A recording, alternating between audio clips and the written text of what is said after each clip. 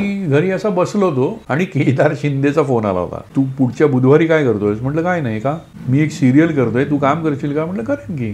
कशावर करतोय? नाही ते प्रभाळकरांचं पुस्तक आहे अनुदिनी म्हणून, त्याच्यावर करतोय. त्याच्या आधी मी त्याचं नाटकाचा सेट केला होता. तू मी नावाचं नाटक होतं.